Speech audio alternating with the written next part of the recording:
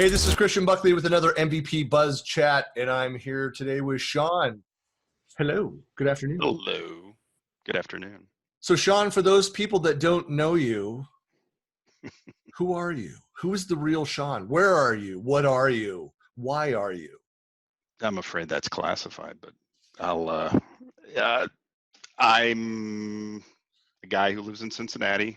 Been an MVP for, let's see, this is for fourth renewal. So added a little while doing SharePoint since 2004. Wow. So Oh, yes, that's old. That's old school SharePoint. yeah, if that were dog years, I'd be dead, I think. So, but no, it's good here in Cincinnati. We've got nice weather right now, and I operate independently as a 1099 contractor. I'll work for you if the money's right. So um, I told you, I Sean, before we started recording, I'm not hiring right now. I'm sorry. You know? I always can hope for that shot. Yeah. Well, so you and I have known each other through events for many years, the various SharePoint events and stuff. So, like, what are you out? What are you like presenting on? Are you still doing a lot of conferences and events? Are you doing more online stuff? I've kind of throttled back on the conferences a bit. I'm still doing them when I can. More SharePoint Saturdays, I'd say, than conferences. But I'll be in Charlotte in August. Cincinnati's got one coming up in October, and though I haven't, let's see, I have not applied for that yet, but Stacy and I are like this, so I gotta hope. My hometown. Yeah. But yeah, I was used to do SP Tech Cons and various SharePoint fests and things like that. I'm not saying I'm not doing them anymore. It's just I haven't had really good topics. I'm due to refresh my materials, and that, of course, as you know, takes effort. And I do not live on the 2 energy drinks at midnight Christian Buckley plan.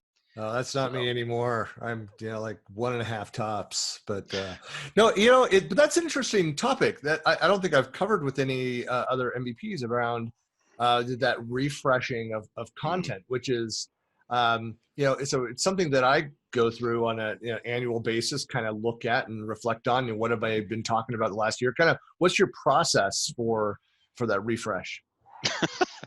let's see, hire a guy in India who steals somebody else's PowerPoint, and no. The process for me, it really kind of comes down to what have I been doing lately, and where does that intersect with what I think people are interested in. And if I have a match, if there's overlap in that Venn diagram, I'll try and put something together for it. That has not happened recently in a while. The last time it happened was with my performance talk, and that's the one I'm still doing largely when I'll go out and chat, because I check in regularly with Scott Stewart at Microsoft, and he's the guy who's got all the inside track and ownership of SharePoint Online performance and making problems go away for critical customers. But most of what I do is I don't do PowerPoints, I do Prezis. So the Prezi process is very different than the PowerPoint. I mean, they may start with the same goal of generating something you can share with folks, but Prezi, it takes a much more scattered mindset. Anybody who wants bop, bop, bop right down the list, that's PowerPoint. If you want bop, bop, bop, bop, bop, bop, bop, not quite that, but anyway. Prezi was all about drama, and so I've used it a few times. I think like really powerful effects where you could show some stat and then literally zoom into on one point on that screen and show this whole other slide or data, some chart or something on that, like the data behind the data. It's just an interesting way to present. You're a holdout. That was like a Prezi, like, was big on the scene, like 5-6 years ago, and you're still leveraging the technology? Still doing that. Yeah, they still continue. They've got a second tool now, which is kind of a compromise between what they call Prezi Classic and the PowerPoint. But I still found that Prezi matches my own presentation style much better than PowerPoint, because I like to use a lot of humor, a lot of shifting around. I learned very early not to make people airplane nauseous by doing the whole spin, and you turn the screen upside down, you can almost see people heaving in the road. Right, it's the vertigo inducing presentations, right? Yeah, just over the side. So I try to avoid that. That I got out of the way early on, but now I'll go through, and I think after about half a dozen presentations, I've got half a dozen presentations of a particular topic. I've got a fairly well refined Prezi that kind of the pacing of it matches the pacing of my own thoughts. So I'll talk and just naturally have things fill in. Well, so I find that too, that while I have multiple versions of a presentation that I give, and I'm a PowerPoint guy, and I'm doing more business user topics and not more technical, so there's not a lot of demo. I do actually do some demos now, Sean. It's been a few years, I know, but but I find that, so even as I upload slides and 80% of it may be the same, that every time I give that presentation, I know a lot of us do this, that I'm refreshing because there's new announcements that are coming out all the time, and I've added a couple slides, I've taken away a few slides, I'm changing some of the narrative as I talk about that presentation. So there's 2 versions of a deck or 3 versions of deck that are up in SlideShare. They could be 2 or 3 very different presentations. That's true. I know what you mean, and it's SharePoint Online has only accelerated the whole overturn. There's there's one slide I've gone to putting, or at least a section in the presentation at the beginning, where I talk about SharePoint Online being an evergreen service. And so basically I say that means Microsoft reserves the right to change this at any time. So what I'm sharing with you will probably be good today and tomorrow, might be good next week. And the further out we get, the more I'd question it and be suspicious. This is all the way of saying, please don't send me hate mail in 5 years. And I'll put up a grumpy, with a nice little letter from a attendee who says, don't ever talk about SharePoint again. I hate you. Love an attendee. No, but but it's even, there's people that need to look at dates on stuff. Like somebody was just commenting a couple weeks ago that they were responding to a tweet that they did in 2011. Somebody had gone and searched for something, found, and then disagreed. I'm trying to remember who it was. It'll probably come to me, but like some disagreed with a tweet that was made in 2011 and then was commenting on that. And it's like, who are these people? And I just recognize that if you're looking for a resource, I mean, I'm careful in marketing research, especially of looking the dates of things so if I find something that helps make my point, but it's dated 2014, 2015, I don't stop looking to see if there's a newer version of that, which it may be fine. It might be the last time that data was gathered around that topic. But you want the best born on data. Not likely, though, right? There will be something else that's there. But I had someone comment on a 5-year-old blog post on the app model. SharePoint app model, which of course is now the add-in model, but it was that the correction they made? Like, why are you still talking about the app? Yeah, it's like, that's not a problem. Just use this property. I'm like, did you look at the date? That property did not exist 5 years ago. Right. So, if you were more responsible, Sean, you'd go back and update that blog post and notify all of your followers that you've made an update to that content. So. I guess I'm just the epitome of irresponsibility. Yeah, it's reckless. It can be that too. Yeah, I have to do that Yoda reference once in a while. You're reckless. I can't do the voice, but you know what I'm talking about. Yes, I do. Well, so on performance, and so because this has been, look, I started, I got involved with this company E2 Open back in 2001, beginning of 2001, and we built this dedicated cloud, a hosted collaboration hub and spoke model. So we build out this hosted collaboration solution for an OEM, and then connect other partners and tier 1, tier 2, tier 3, manufacturing suppliers and providers and stuff that are part of that process. They be able to collaborate in this secure environment. And back then, where SaaS was a new model and trust in the cloud was, we weren't even calling it the cloud. We referred to it as the internet. I remember that moniker. Right. And it was, but it was, there was not a lot of trust there. And so we spent a lot of time to talking about security, but the reality was, and those conversations remain. But performance was a major issue because not everybody had broadband. You know, we don't even talk about it in those terms anymore. You just assume that, you know, people have, at least in, you know, in the U.S. here, that people have broadband connections. And Right. but the reality is that when you're doing, you know, high performance activities, if you're collaborating across multiple geos, if you are dealing with, you know, massive file sizes with like CAD files and other things, then it can, you know, impair the quality of that Office 365 and Oh yeah. SharePoint experience. What do you talk about around performance? Um, well, it depends on if I'm talking to admins and, you know, good old fashioned gearheads, or if I'm talking to developers. Um, if I'm talking to developers, I'll talk about different client-side patterns of implementation to, you know, maximize responsiveness in pages, to point out the fact that when you're in the cloud, you've got typically less bandwidth and more latency than you do on-prem, because a lot of developers still develop with on-prem in their mindset. And some of those techniques can, of course, be, um, they can do a lot to hide. If you're a developer and you're doing something a poor way, the high bandwidth, low latency can hide a lot of problems that you'll see online. So I'll talk about what you can do with caching and things like that. For the gearheads, and by gearhead, I'm referring to network admins, Windows Server admins, people who run firewalls. I'll talk about, you know, getting people egressing from local regions, getting people onto Microsoft network as close as possible to the point of egress.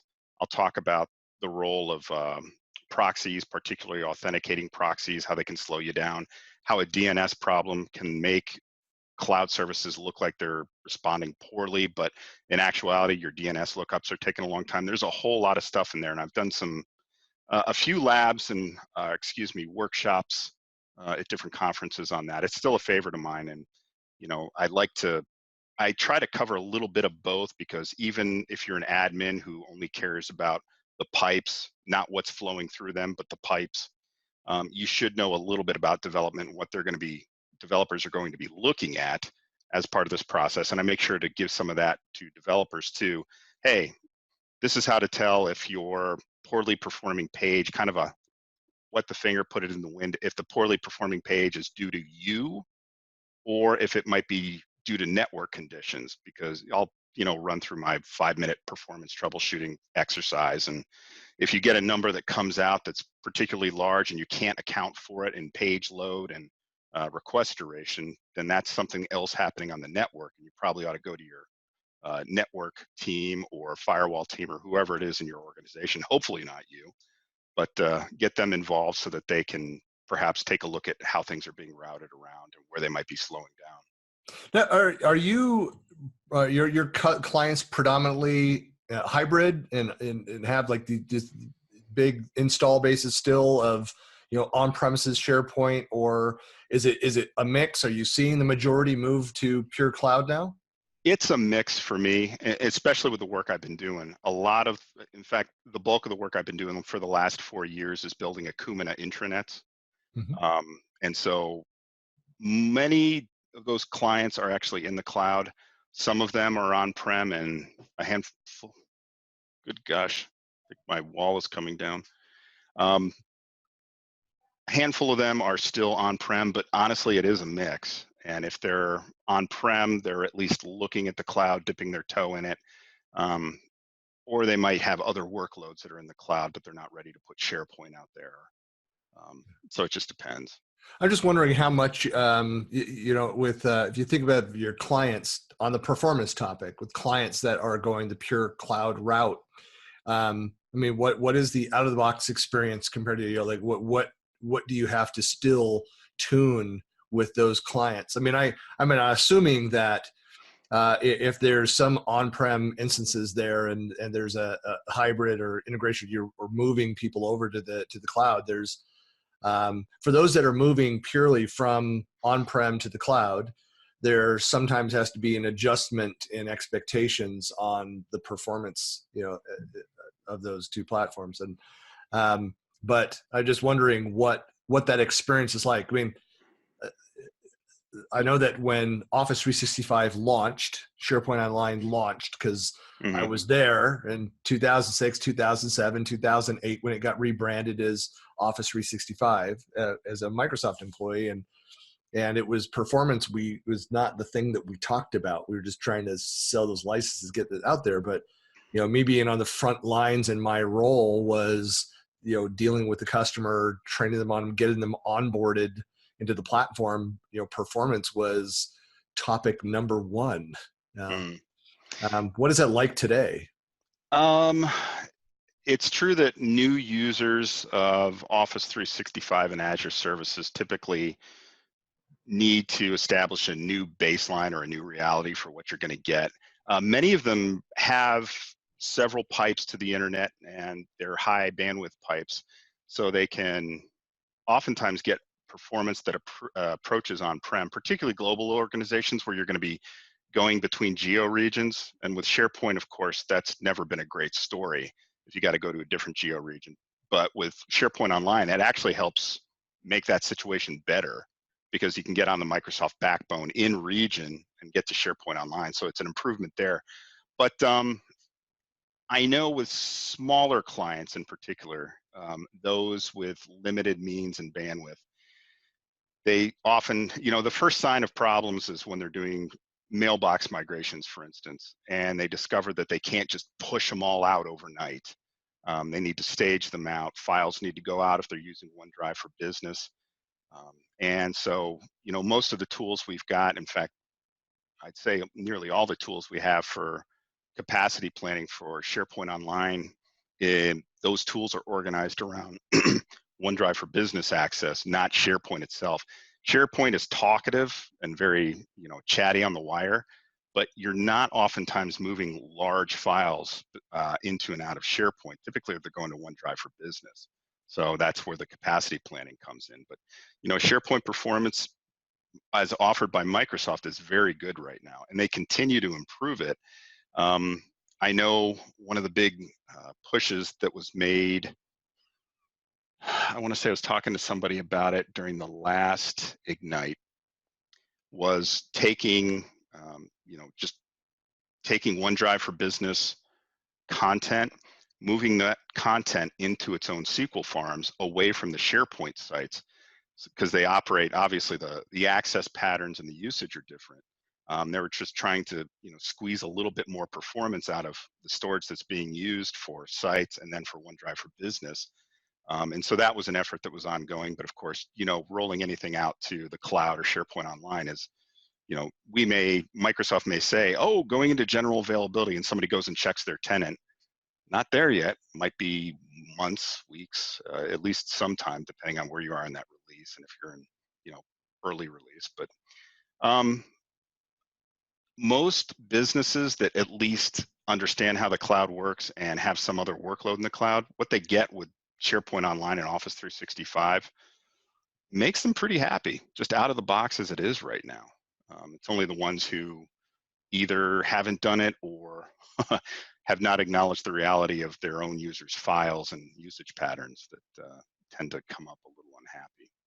Yeah, and I don't know that there's any amount of end user training that's going to prepare them for that if they're making that adjustment. And it's but you're right. I mean, there's been a lot of advances in the technology side. I mean, certainly there's a lot of conversations that happen around going back a ways with having worked for having been acquired by the same happy group of people, our respective companies. So I was at Exceller, and then I was there when we acquired Idera, and kind of all the components there. But it's you don't hear. Maybe I'm not listening for it anymore. But there's just not a lot of content of training or anything out front about on the performance topic in general. It's something that you've got to go dig more. You've got to have some experience around it. And I think that the assumption is made, again, my perspective, the assumption is made that people generally understand that, hey, a lot of times it's not the limitation of the technology, but it's the your infrastructure, the pipes, you know. Anyway, Exactly. it's kind of hard though to. It sounds like you're passing the buck when you say, hey, look, it's not a SharePoint issue, it's not an Office 365 issue, and it's the fact that you're on an IDSL line. You know? Well, actually, I give folks a way to test and perhaps infer where the problems are, because we get response headers directly back on SharePoint page processing that tells us how long, first of all, the request, the IIS latency, how long the request spends waiting on the server before processing, and then the request duration, how long it actually took to process and return that page. So if those numbers are low, but you're encountering massive off-scale slowdown and latency, then there's probably something else going on. But you can look directly at those numbers, and I can say, look, it only took 1,500 milliseconds to process your page. That's 1.5 seconds on the server. Maybe that's higher than you'd like, but it's not the 7 seconds you are experiencing in real life here. So you've clearly got to look for something else. But yeah, a lot of that is for folks who want to just knee-jerk into blaming Microsoft. I'm not trying to pass the buck, but more often than not, it's questionable development practices or customization practices that folks do. And Yep. we give, in that session, I'll typically give some things that can get them immediate returns on investment if they want to go through and just kind of refactor their sites. Just a couple thoughts there. So one of the things that you remember back, in fact, I just saw him today, was up here meeting with a venture capital firm, but my former CEO Gary with Echo Technology, we built migration software that was purchased by Exceller, but we were the first SharePoint migration platform that had pre-migration analysis as part of That's the migration cool. activities. And it made me think, so that, came up. So to know beforehand, hey, what the impact was, to have data around the performance is the same kind of thing. It's like you're going to be able to better go and plan and build a strategy to know what's in front of you. Rencore is doing something more in line with this, where specifically around your customizations, to go in there and that's going to identify every potential problem that you might have with customizations that could slow down your system or make your system uncompliant. And they're not sponsoring this recording for those who are watching, but again, it's doing an analysis of all those customizations to say anything that's not normal, that is not, SPFX, compliant, anything that could have flagged. It might be fine. It might be working as designed, but at least it's identifying those things you go take a look at, and before you make a decision to move forward with the thing. But sure. Yeah. I mean, having as much knowledge up front is good. And to the credit of Scott Stewart and his team at Microsoft, they put together the SharePoint page performance analyzer. It's actually this is a sore point, I'm sure, with some folks at Microsoft. It's only available in Google Chrome from the Chrome store, not available for Edge or IE, but there's a few things like that. They offered some feature, some cool sounding productivity tip that was only available on Android phones a few months back, and people were like, what? I know. I know the intention was to roll it out for Edge at the same time, but I think it's called Page Diagnostics Tool. And if you go out and dig in the Chrome store, you can download it. And if you go out to a SharePoint Online page, many of the things I talk about, it'll automate the analysis of those and give you suggestions. So it's a nice tool to just pull out and perhaps use on your own to get an indication of, maybe my page isn't healthy, maybe it is healthy and I need to be looking somewhere else, but can give you a hand. And it's free. It's nice. It's the right price. That's right. The right price. Well, that's very cool. Well, Sean, I mean, so people want to find out more about this. I know you've written about this. So how can people find you And do you have any other white papers or content or website that people could go to about they want to know specifically on this topic of performance tuning of their SharePoint environments? Sure. If you go to my blog, which is sharepointinterface.com, many of the articles in recent history are performance related, and I have a link on the home page. Actually, it's on every page of the blog, but if you go to the resources, and I don't remember what it's called, resources, but basically it's all the previous presentations I gave, going all the way back to 2009. Many of them are, most of the deliveries of this variation. And well, let's try slower English this time. There are, like you said, my presentations oftentimes have many different forms and are tuned slightly differently. Every presentation I've given since 2009 is out in that resources area on my blog. So you can pull those materials down. I respond to emails. I can't always guarantee an immediate response, but I try to get back to people. Again, that website is SharePoint Resource? SharePointinterface.com. SharePointinterface.com. Makes you sound like such a tool. Oh, boy. There we go. There was I was just yes. looking for an opportunity to use the sound effect. I was like, I had to reboot my my stream there to pull that thing up. But yeah, sorry. Anyway, yeah. Oh, boy.